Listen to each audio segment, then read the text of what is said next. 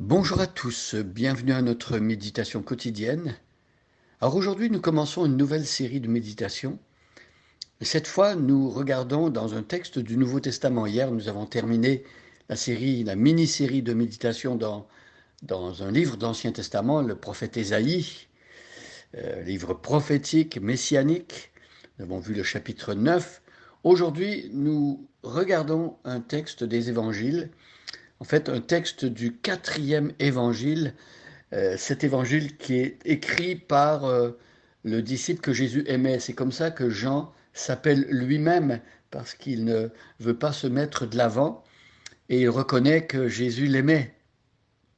Bien sûr, Jésus aime tous ses disciples, mais il y avait une proximité particulière avec Jean, Jean qui était dans le cercle euh, les trois disciples qui ont vu les miracles de Jésus, qui ont assisté à la transfiguration, Jean qui était au pied de la croix et à qui Jésus a confié sa propre maman, Marie. Donc Jean, c'est cet évangéliste qui écrit le 4e évangile vers la fin du 1er siècle. Et Jean nous parle de la préexistence de Jésus, c'est-à-dire du Fils de Dieu.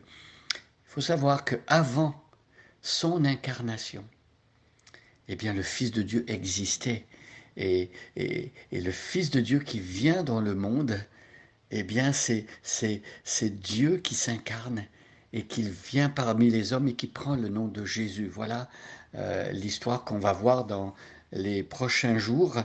Nous allons lire les versets 1 au verset 14. Je vous invite à prendre donc votre Nouveau Testament, de regarder à partir du chapitre 1, et nous regardons les versets 1 à 14, donc, et nous allons nous arrêter au verset 1 aujourd'hui. Au commencement était celui qui est la parole de Dieu. Il était avec Dieu et il était lui-même Dieu. Au commencement, il était avec Dieu. Dieu a tout créé par lui. Rien de ce qui a été créé n'a été créé sans lui. En lui résidait la vie, et cette vie était la lumière des hommes. La lumière brille dans les ténèbres, et les ténèbres ne l'ont pas étouffée. Un homme parut, envoyé par Dieu, il s'appelait Jean. Il vint pour être témoin de la lumière, afin que tous les hommes croient par lui. Il n'était pas lui-même la lumière, mais sa mission était d'être le témoin de la lumière. Celle-ci était la véritable lumière, celle qui, en venant dans le monde, éclaire tout être humain. Celui qui est la parole était déjà dans le monde, puisque Dieu a créé le monde par lui, et pourtant le monde ne l'a pas reconnu. Il est venu chez lui et les siens ne l'ont pas accueilli. Certains pourtant l'ont accueilli. Ils ont cru en lui. À tout cela, il a accordé le privilège de devenir enfant de Dieu. Ce n'est pas par une naissance naturelle, ni sous l'impulsion d'un désir, ou encore par la volonté d'un homme qu'ils le sont devenus, mais c'est de Dieu qu'ils sont nés. Celui qui est la parole est devenu homme, et il a vécu parmi nous. Nous avons contemplé sa gloire, la gloire du Fils unique envoyé par son Père, plénitude de grâce et de vérité. Voilà le texte sur lequel on va se pencher dans les prochains jours, le prologue de l'évangile de Jean. Et ce prologue nous rappelle en fait les débuts de la Bible. Au commencement, ce sont les paroles que Jean reprend du texte de la Genèse. Et ici, Jean explique que la venue de Jésus dans le monde est comme un nouveau commencement. Bien sûr, lors de la création de Dieu, il y avait Dieu, il était seul, Dieu, Père, Fils et Saint-Esprit. Rien n'existait et c'est par sa parole que Dieu a créé le monde.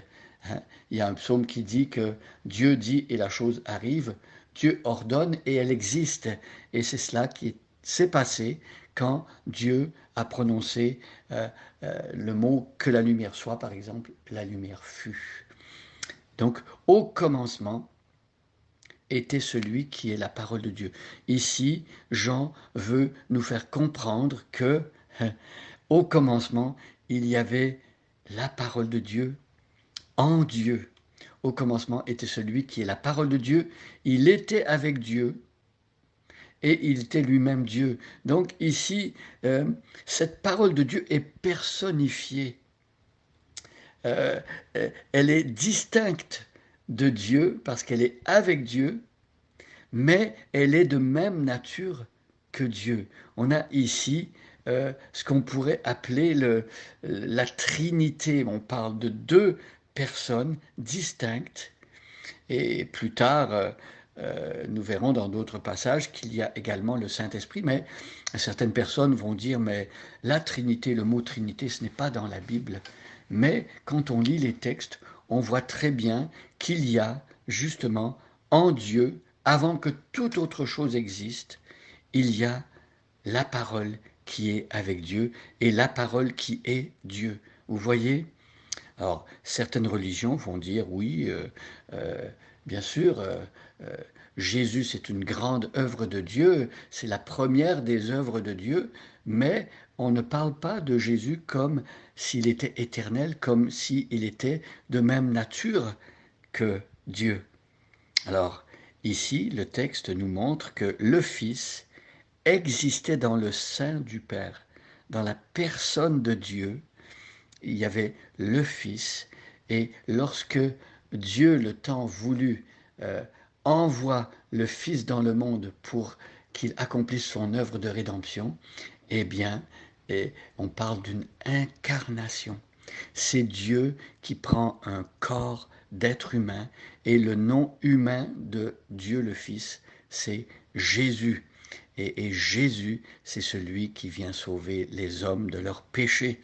Tous ceux qui croient en Jésus aujourd'hui sont pardonnés de leurs péchés. Ils ont la vie éternelle et ils ne viendront point en jugement, ils ne seront pas condamnés parce qu'il n'y a plus aucune condamnation pour ceux qui sont unis à Jésus-Christ. Alors comment sommes-nous unis à Jésus-Christ? Eh bien, c'est dans la repentance et c'est dans la foi que Dieu nous unit à Jésus-Christ. Lorsque l'on croit dans l'œuvre et la personne de Jésus-Christ, nous sommes appelés enfants de Dieu et nous verrons d'ailleurs cette vérité dans la suite du prologue de Jean.